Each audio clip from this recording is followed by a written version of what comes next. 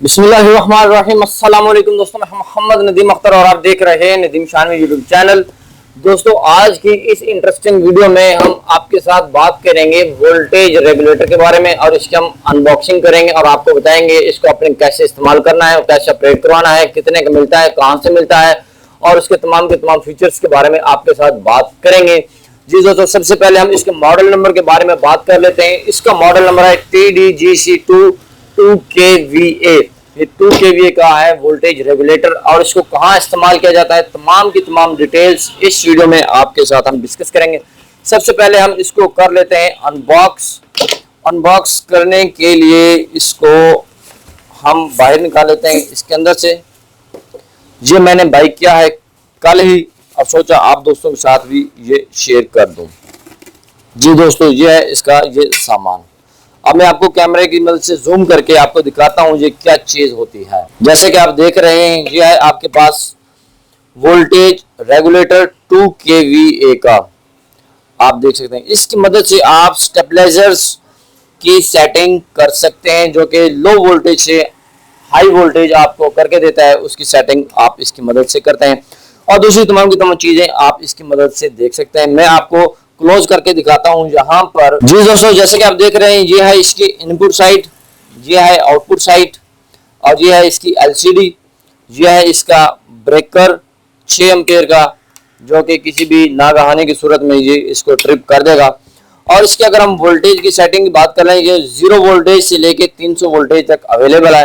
ये मार्केट के अंदर 260 वोल्टेज तक भी अवेलेबल होता है और 300 वोल्टेज तक भी अवेलेबल होता है। मैंने लिया है 300 वोल्टेज का, ताकि हम दूसरी चीजें भी इससे चेक कर सकें कि ट्रिपिंग वगैरह जो वो तमाम की तमाम चीजें हम चेक कर सकते हैं।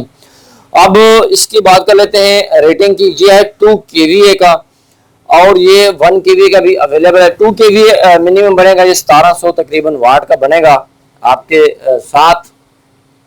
अब हम इसको लगा के चेक करवाते हैं LCD पर आपको कि ये आउटपुट पर और इनपुट पर क्या वोल्टेज शो करवाता है। और यहाँ पर हम इसको लगा देते हैं इनपुट। इसके साथ साथ आप देख सकते हैं यहाँ पर ये इसके जो है नॉब्स वगैरह भी मिलती हैं आपको, जो कि बॉक्स के अंदर अवेलेबल होती हैं। अब हम इसको सप्लाई के साथ कनेक्ट कर लेते हैं। सप्लाई के साथ कनेक्ट करने के बाद आपके सामने इस तरह से आ जाएगा और इसका जो है ब्रेकर को हम कर लेते हैं ऑन। जी दोस्तों, इसको हमने सप्लाई के साथ कनेक्ट कर लिया है और ये आपके सामने दे रहा है वोल्टेज। स्क्रीन पर आप इसकी वोल्टेज देख सकते हैं। इस वक्त 94 वोल्टेज और ये एक वोल्टेज आपने इसकी मदद से बढ़ा लेने हैं और आप देखेंगे ये कहाँ तक जाता है। ये जा रहा है जी 327 वोल्टेज तक। जिनको आपने कोई भी चीज़ चेक करनी हो तो आप इसकी मदद से चेक कर सकते हैं इजीली। और ये ज़्यादातर इस्तेमाल किया जाता है जी स्टेबलाइजर वगैरह की सेटिंग करने के लिए। और स्टेबलाइजर की सेटिंग कैसे की जाती है वो हम दिखाएंगे आपको अगले वीडियो में। और मैं दिखाता चलूँ इसके अंदर क्या क्या चीज़ें मौजूद होती हैं। जैसे कि आप देख सकते हैं, बहुत ही नायाब किस्म का ये सर्वो मोटर स्टेबलाइजर बना हुआ है और इसकी वाइंडिंग जो है बड़ी बेहतरीन किस्म की वाइंडिंग की हुई इन्होंने। आप देख सकते हैं, कैमरे को मैं जूम करके आपको दिखा देता हूँ। इसकी वाइंडिंग आप बेहतरीन तरीके से चेक कर सकते हैं। और ये वाइंडिंग जो है इसकी कॉपर के अंदर वाइंडिंग इसकी की गई है और बड़ी बेहतरीन तरीके से और नफीस तरीके से इसको बनाया गया है, आप देख सकते हैं। और इसकी बैक साइड भी हम आपको दिखा सकते हैं, इसकी जो बैक साइड पर क्या क्या चीज़ें लगी हुई हैं। और ये बहुत ही कमाल का रेगुलेटर जो है इन्होंने सर्वो मोटर रेगुलेटर ट्रांसफार्मर इसे कहते हैं, ये बनाया गया है, आप देख सकते हैं। और इसे आप बेहतरीन तरीके से इस्तेमाल कर सकते हैं। इसको इस्तेमाल कैसे किया जाता है नेक्स्ट वीडियो में मैं जब स्टेबलाइजर की सेटिंग करूंगा तो आपको बताऊंगा कि इसको इस्तेमाल कहां पर किया जाता है। इस वीडियो में बस मैंने आपको ये दिखाना था कि सर्वो मोटर वोल्टेज रेगुलेटर आपने कहां से बाई करना है। जहां पर आपकी नियर बाई मार्केट है वहां पर इसको आपने बाई कर लेना है। अगर हम इसकी प्राइस की बात कर लें, ये है 8500 रुपए का और जो इससे छोटा होता है वो है तकरीबन 5500 रुपए का और उससे छोटा जो है वो है 3500 रुपए का। अगर आपने AC का जो होता है स्टेबलाइजर उसकी सेटिंग करनी है तो उसके लिए आपको लेना पड़ेगा ये वाला सर्वो मोटर रेगुलेटर अगर आपने छोटे मोटे चीज़ें जो चेक करनी होती हैं उसके लिए आपने 1 केवी का ले लेना है। अगर आप 1 केवी के स्टेबलाइजर पर और इसको इस्तेमाल करेंगे बड़ा बेहतरीन रहेगा।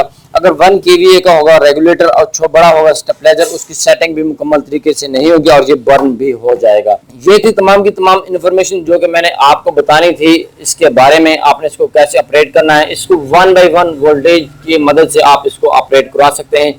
बेहतरीन तरीके से इसका रिजल्ट आप हासिल कर सकते हैं और आसानी के साथ इसे आप यूज कर सकते हैं। यहाँ पर मैं आपको बताता चलूँ, जब स्टेबलाइजर की सेटिंग करें तो इसकी मदद से करें, आप तुक्के से उसकी सेटिंग ना करें, क्योंकि आप जब लो वोल्टेज वाले एरिया में स्टेबलाइजर को लेके जाते हैं वहाँ पर वोल्टेज लो होते हैं और वो अपनी मर्जी की से जो होता है स्टेप लगा रहा होता है, जिसकी मदद से आपके फ्रिज को नुकसान हो सकता है। आपने जब भी सेटिंग करनी है स्टेबलाइजर की तो आपने इसकी मदद से सेटिंग करनी है। सेटिंग कैसे की जाती है वो हम आपको नेक्स्ट वीडियो में बताएंगे कि सेटिंग कैसे की जाती है। जब वो वाली वीडियो आ जाएगी तो इसके डिस्क्रिप्शन के अंदर भी लिंक मैं डाल दूंगा, तो आप वहां से जाकर देख सकते हैं। जी दोस्तों, उम्मीद करता हूँ आपको हमारी वीडियो पसंद आई होगी। अगर आपको हमारी वीडियो पसंद आई तो इसको लाइक कीजिएगा, शेयर कीजिएगा और कमेंट करना तो मत भूलिएगा। मिलते हैं नेक्स्ट वीडियो में। अपना बहुत सारा ख्याल रखिएगा। तब तक के लिए अल्लाह हाफिज।